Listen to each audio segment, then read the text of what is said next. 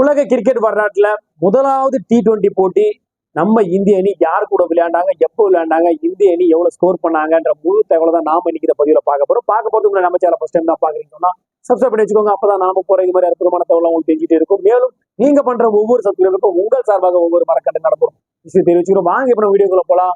நம்ம இந்திய அணி விளையாண்ட முதலாவது T20 போட்டி யார் கூட, எப்ப, எங்க, என்ன நிலவரம் தகவலை தெரிஞ்சுக்கலாம். இந்திய அணி விளையாண்ட முதலாவது T20 பார்த்தீங்கன்னா சவுத் ஆப்பிரிக்காவுக்கு எதிராக தான் விளையாண்டாங்க. ஜோன்பர்க் அப்படின்னு சொல்லக்கூடிய மைதானத்துல December 1, 2006.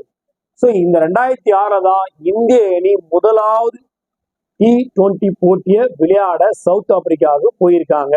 So south Africa tossing பண்ணி ஃபர்ஸ்ட் பேட்டிங் எடுத்தாங்க. So south Africa first batting எடுத்து எவ்வளவு ஸ்கோர் பண்ணாங்கன்னு கேட்டீங்கன்னா, முதலாவது 126 ரன் 9 விக்கெட்டை வந்து இழந்திருக்காங்க. ஸோ 127 ரன் அடிச்சா வெற்றி என்ற இலக்கோட நம்ம இந்திய அணி கலங்கிட்டு.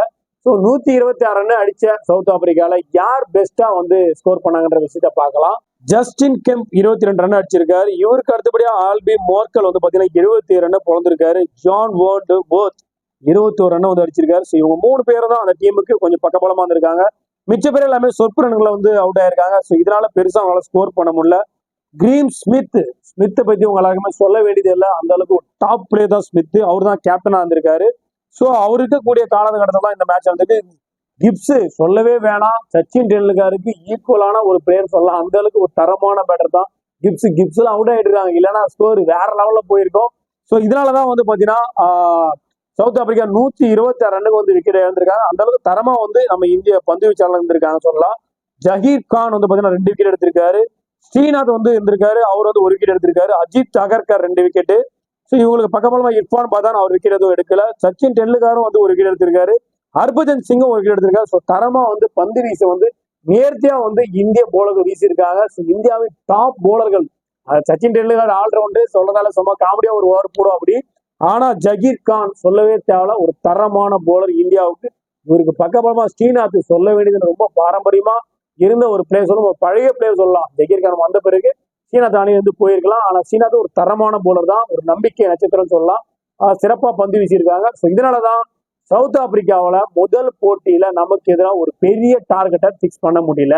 ஸோ ஒரு தரமான போலிங்கை இந்திய அணி கொடுத்ததுக்கு பிறகு இந்திய பேட்டர்கள் வந்து கொஞ்சம் கலங்கண்டிருக்காங்க. இந்தியாவில தரம் வாய்ந்த பேட்டர்கள் இருந்தாங்கன்னு சொல்லலாம் அந்த காலகட்டத்துல.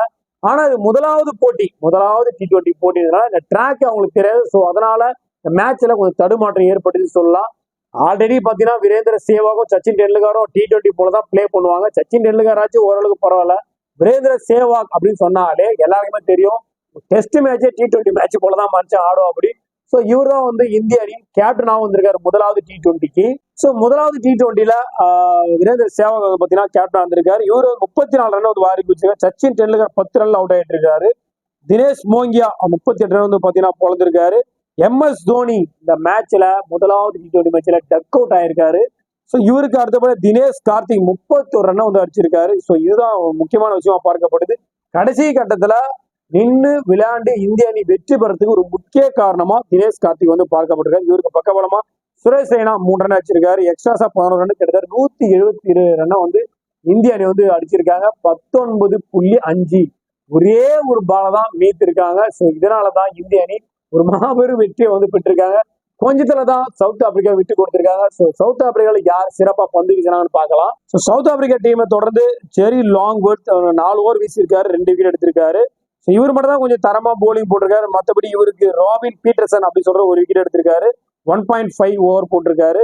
ஸோ மற்றபடி பெருசா யாராலையுமே விக்கெட் எடுக்க முடியல. இதனாலதான் இந்திய அணி பாத்தீங்கன்னா விக்கெட்டை கொடுக்கல. இந்திய அணி பாத்தீங்கன்னா இந்த ரன்னை வந்து 19-20 ஓவர் வரைக்கும் இழுத்துக்கிட்டு போயிருக்காங்க. ஒரு மாபெரும் வெற்றியை T20ல முதலாவது போட்டியில வெற்றியை பெற்றிருக்காங்க நம்ம இந்திய அணி சவுத் ஆப்பிரிக்காவுக்கு அகேன்ஸ்டா. ஸோ கண்டிப்பா அந்த காலகட்டத்தில் பாத்தீங்கன்னா எல்லாமே வந்து ஓடியில பின்னிக்கிட்டு இருந்த ஒரு டீம் தான். சவுத் ஆப்பிரிக்காவும் குறைய சொல்ல முடியாது, அந்த அளவுக்கு தரமான பேட்டர்லாம் இருந்தாங்க. இந்தியாவும் அதுக்கு நிகரான பேட்டர்கள் இருந்த அணியா தான் பார்க்கப்படுது. முதலாவது T20 போட்டி வித்தியாசமான முறையில் அணுகுறதுனால இது வந்து ரொம்ப கம்மியான ஸ்கோர்ல வந்து பாத்தீங்கன்னா அவங்க சுருண்டிருக்காங்க. அதையே கம்மியான ஸ்கோர் அடிக்கிறதுக்கு இந்திய அணியை பாத்தீங்கன்னா அதிக டைம் எடுத்திருக்க விஷயமா பார்க்கப்படும். சோ இந்த முதலாவது போட்டியில கடைசி வரைக்கும் நின்று விளையாடி இந்திய அணி வெற்றி பெறதுக்கு ஒரு பக்கபலமா இருந்த தினேஷ் கார்த்திக் தமிழ்நாட்டின் செல்ல பிள்ளை சொல்லலாம். சோ தரமான பேட்டர் தினேஷ் கார்த்திக் தான். இவருக்கு தான் மேன் ஆஃப் த மேட்ச் கிடைச்சிருக்கு. முதலாவது மேன் ஆஃப் த மேட்சை வின் பண்ண பிளேயர் T20 அப்படின்னு பாத்தீங்கன்னா தினேஷ் கார்த்திக் தான் அப்படின்ற ரெக்கார்டை அவர் படைச்சிருக்காரு. முதலாவது T20 போட்டி இந்திய அணி யார் கூட விளையாண்டாங்க, எவ்வளவு ஸ்கோர் அடிச்சாங்க, யார் விக்கெட் எடுத்தாங்க, யார் அதிகப்படியாக ஸ்கோர் பண்ணாங்கன்ற தகவல் நீங்க தெரிஞ்சுட்டு நீங்க தெரிஞ்சுட்டாமலே உங்க கிரிக்கெட் ஃப்ரெண்ட்ஸ் அண்ட் ஃபேமிலி தெரியும் அந்த பதிவு அவங்களுக்கு ஷேர் பண்ணுங்க.